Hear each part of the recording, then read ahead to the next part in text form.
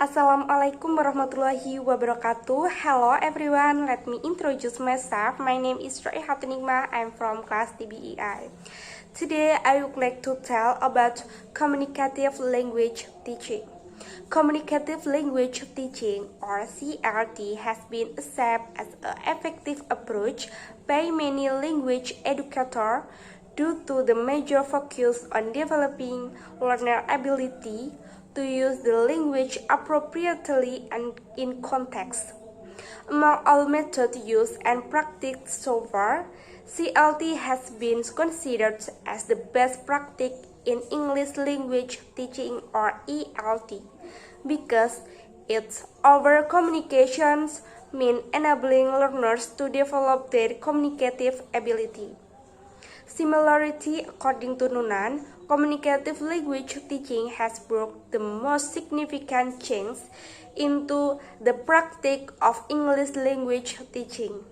Therefore, many educational and language institutions have adopted this approach into their ELT practice.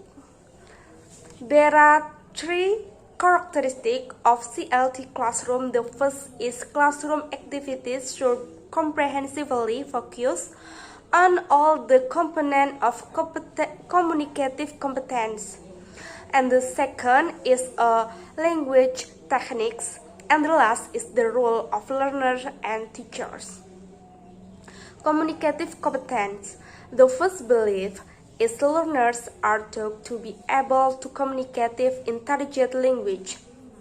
Based on this first belief, students should be supported by 5 components of communicative language ability, that is grammatical competence, discourse competence, sociolinguistic competence, and strategic competence. Grammatical competence include learners' ability in spelling, pronunciation, vocabulary, word formation, and grammatical structure. This course competence requires learners to have the knowledge in dealing with the structure of longer text in speech and pitch of writing. Sociolinguistic competence is the ability that learners should have in choosing the appropriate word or expression in spoken or written context of situation. For instance, when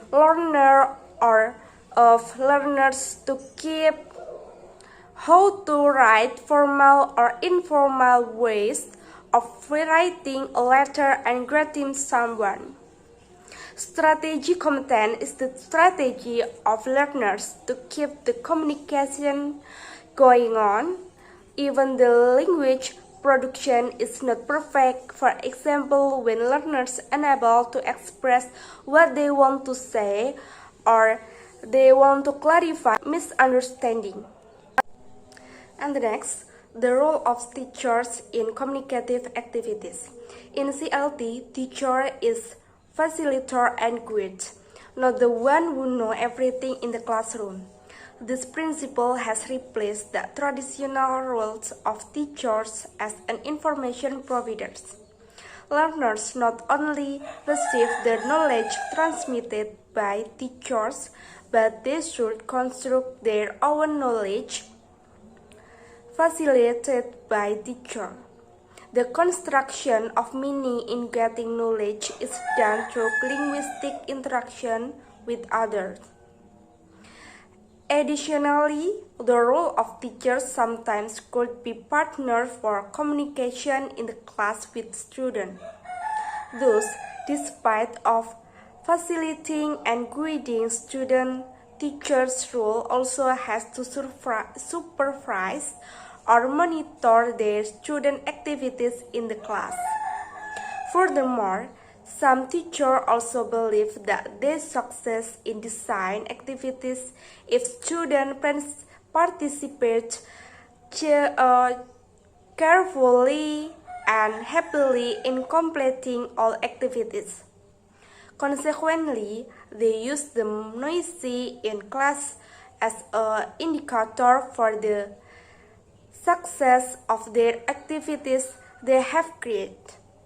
The fact that if learners are interested in the activities, they will engage in activities and learn to the achievement of the purpose of giving the opportunity to practice the communicative skill in the classroom. That's all for me. Thank you for nice attention. Wassalamualaikum warahmatullahi wabarakatuh.